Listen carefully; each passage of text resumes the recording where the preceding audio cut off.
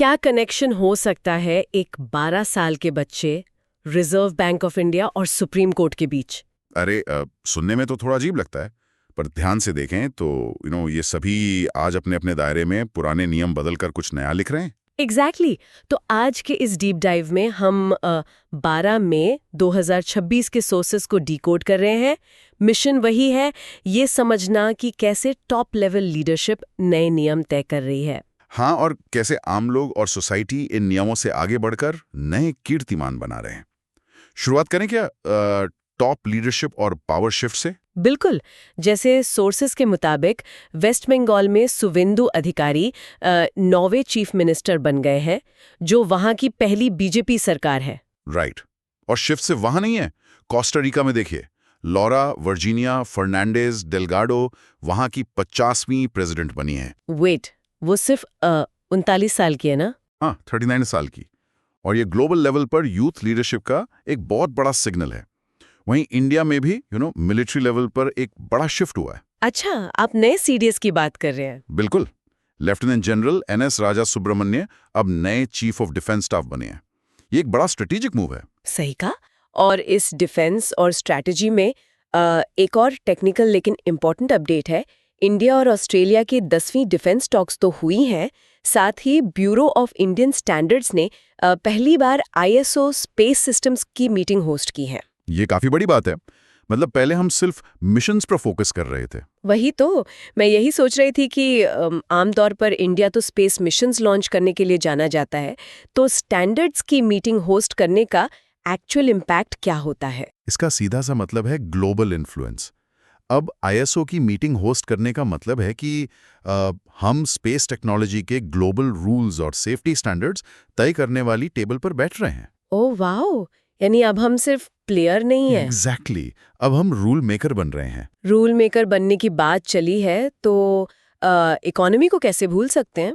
यहाँ भी तो नए रूल्स बन रहे हैं। हाँ, आरबीआई गवर्नर संजय मल्होत्रा और यूरोपियन सेंट्रल बैंक की प्रेसिडेंट क्रिस्टीन लगार्ड के बीच ग्लोबल मॉनेटरी पॉलिसी के लिए एक एमओयू साइन हुआ है। राइट, पर डोमेस्टिक लेवल पर जो चीज ज्यादा चर्चा में है वो है आरबीआई पर लगने वाले फाइन्स।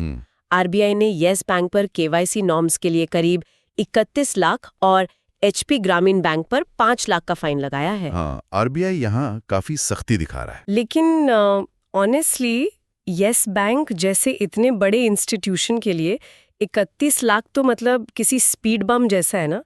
क्या इससे सच में कोई फर्क पड़ता है? देखने में अमाउंट छोटा लगता है, पर बैंकिंग वर्ल्ड में ये नेम एंड शेम की तरह काम करता है। बात सिर्फ फाइन की नहीं है। अच्छा, तो एक स्ट्रिक्ट डिसिप्लिन का मैसेज देने की कोशिश है। बिल्कुल। और इस डिसिप्लिन का एक और एग्जांपल आरबीआई का नया ऑफशोर फॉरेक्स डेरिवेटिव्स फ्रेमवर्क है। एक सेकंड, ये थोड़ा जार्गन हैवी हो गया है। आसान शब्दों में ये फ्रेमवर्क है क्या और इसकी अचानक क्या जरूरत पड़ गई? हाँ, सिंपल टर्म्स में जब लोग इंडिया के बाहर फॉरेन मार्केट्स में इंडियन रुपी के एक्सचेंज रेट्स पर ट्रेड करते हैं, तो पहले आरबीआई के पास उसका पूरा हिसाब नहीं होता था। ओह, तो ये एक तरह का ब्लाइंड स्पॉट था जहां से रिस्क हो सकता था। को 2017 के बासिल 3 नॉर्म्स याद हैं? हाँ, जिन्होंने ग्लोबल बैंक्स के अंदर रिस्क कैलकुलेट करने का पूरा तरीका ही बदल दिया था। राइट। तो ये नया फ्रेमवर्क भी वैसा ही एक स्ट्रक्चरल बदलाव है, ताकि कोई रेगुलेटरी लूप होल ना बचे। समझ गई।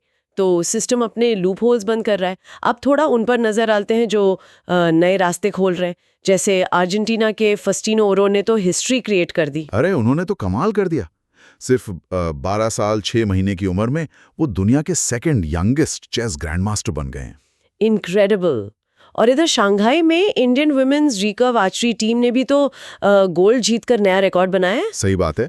स्पोर्ट्स में यूथ फिजिकल और मेंटल बाउंड्रीज को पुश कर रहा है, वहीं सोसाइटी के दूसरे हिस्सों में हम पुराने कानूनों की परख होते देख रहे हैं। हाँ, बिल्कुल। अगर कानून की बात करें तो सुप्रीम कोर्ट में आईपीसी सेक्शन 498A जो डाउरी हरासमेंट से जुड़ा है, उसके मिसयूज को लेकर बड़ी बहस शुरू हुई है।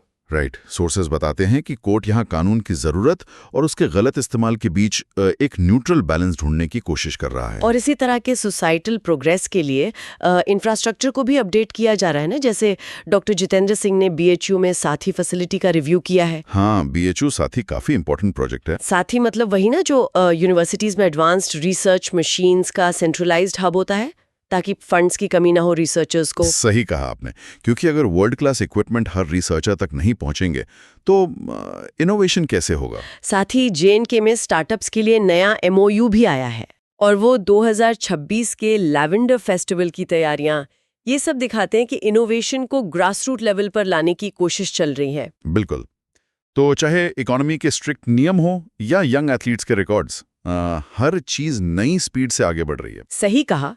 लेकिन इन सारी हेडलाइंस के बीच एक हिस्टोरिकल फैक्ट है जो अक्सर छूट जाता है।